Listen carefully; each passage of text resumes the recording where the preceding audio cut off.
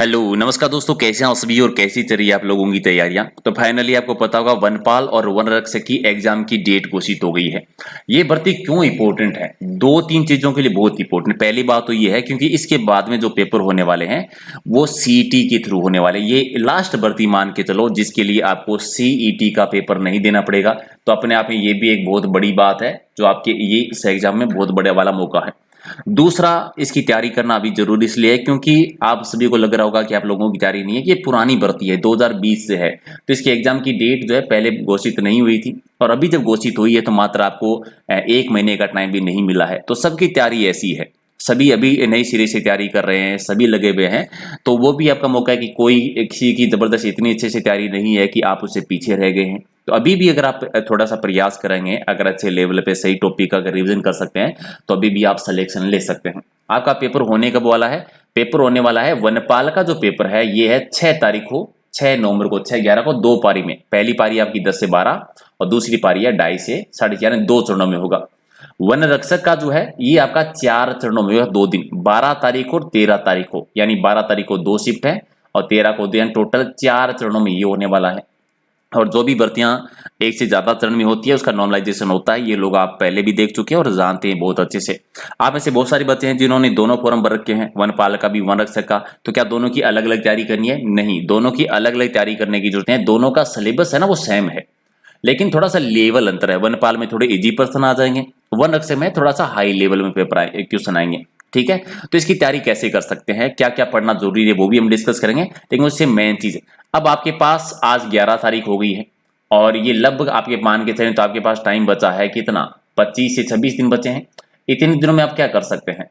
पूरा सिलेबस तो आप कवर नहीं कर सकते, ना पूरी थ्योरी की जा सकती है। तो अभी टाइम ये है कि आप बहुत अच्छे से अगर आप रिवीजन करें, बार बार प्रैक्टिस करें या टेस्ट सीरीज दें तो बहुत अच्छे से तैयारी हो सकती है। और इसके लिए आप एक ऐप डाउनलोड कर सकते हैं एग्जाम नगरी के नाम से। अगर आपने डाउनलोड नहीं किया, प्ले स्टोर पर आपको ये मिल जाएगा इस प्रकार का लोगो। यहाँ पर आपको वनपाल और वन रक्षक के मॉडल पेपर की सीरीज मिलेगी बेहतरीन। क्या क्या 10 तो फुल मॉडल पेपर मिल जाएंगे, 30 आपको प्रैक्टिस सेशन मिलेंगे और 30 टॉप टॉपिक वाइज सीरीज, यानी ऐसे टॉपिक जहां से डायरेक्ट आपके एग्जाम में क्वेश्चन आएंगे, वो 30 टॉपिक वाइज सीरीज भी आपको मिलेगी। तो अभी डाउनलोड कर लेना। अब मेन चीज क्या, एग्जाम में क्या क्या आएगा, क्या क्या पूछेंगे, पैटर्न क्या रहेगा और कौन कौन से टॉपिक आपको पढ़ना जरूरी है। ये आप जानते हैं कि आपको 2 घंटे का टाइम मिलेगा और 2 घंटे के टाइम में आपको 100 क्वेश्चन करने हैं। प्रत्येक क्वेश्चन आपका 1 नंबर का होगा तो पेपर भी आपका 100 नंबर का होगा। नेगेटिव मार्किंग है या नहीं है?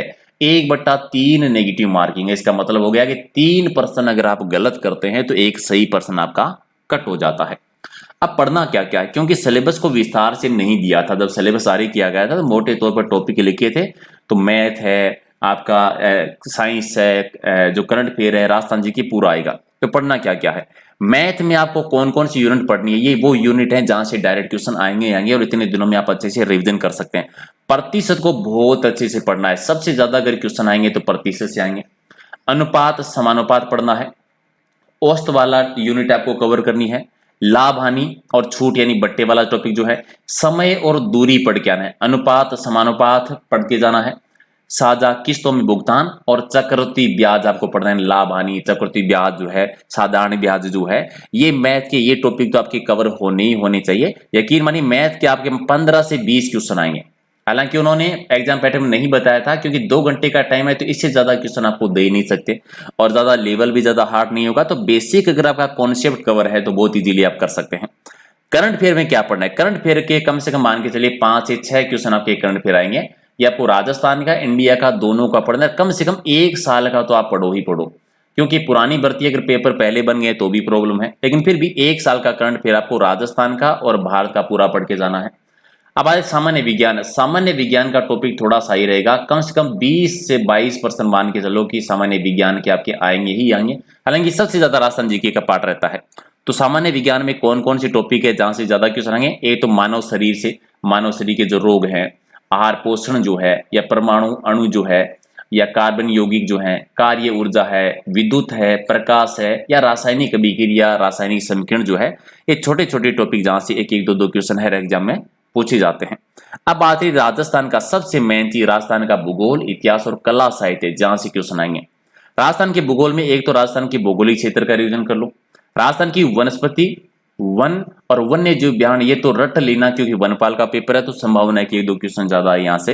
राजस्थान की झीलें और नदियां, राजस्थान की जलवायु और मृदा, राजस्थान में जनसंख्या, खनिज संसाधन, वन, पशु संपदा और वन्य जीव अभियान, और राजस्थान के उद्योग भी। राजस्थान के उद्योग भी जियोग्राफी में पढ़ना है। हिस्ट्री में राजस्थान के इतिहास में आपको राजस्थान के प्रमुख जो राजवंश है या प्रमुख महल है, प्रमुख स्मारक जो हैं, 1857 की क्रांति, किसान आंदोलन, जनजातीय आंदोलन जो वे थे, या राजस्थान का जो स्वतंत्रता आंदोलन है, प्रजामंडल आंदोलन है, एकीकरण है, ये राजस्थान के इतिहास में आपको पढ़ के जाना है। कला साहित्य में आपको राजस्थान के त्योहार और मेले तुरंत लेने हैं। वेशभूषा और आभूषण के 2 क्वेश्चन हमेशा आते हैं। जनजाति का 1 क्वेश्चन आपको मिलेगा। लोक देवता संत संप्रदाय के 2 क्वेश्चन आपके एग्जाम में हमेशा आते हैं।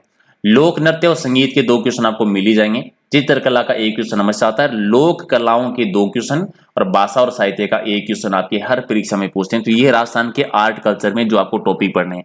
हालांकि जो टॉपिक मैंने बताए हैं वो आपको टेस्ट सीरीज जो हमारी होगी वहां पर टॉपिक वाइज टेस्ट भी मिल जाएंगे, तो डाउनलोड नहीं किया तो कर लो। और यकीन मानो जैसी आपकी तैयारी है, अगर आपको लगता है कि आपकी तैयारी कम है तो बाकी लोगों की भी इतनी ही तैयारी है, क्योंकि एग्जाम फिक्स ही नहीं था कब तक होने वाला है। संभावनाएं थी कि नवंबर तक होगा, अलग से बहुत कम लोगों ने तैयारी की है, तो अभी भी चांस है। और अभी अगर आप पूरा सिलेबस कवर करने की कोशिश करोगे तो पॉसिबल नहीं है। 20-25 दिन बचे हैं, तो 20-25 दिन में जितने ज्यादा प्रैक्टिस कर सकते हैं, जितने आप टेस्ट दे सकते हैं, जितना आप रिवीजन कर सकते हैं, उतना ही ज्यादा फायदा होने वाला है।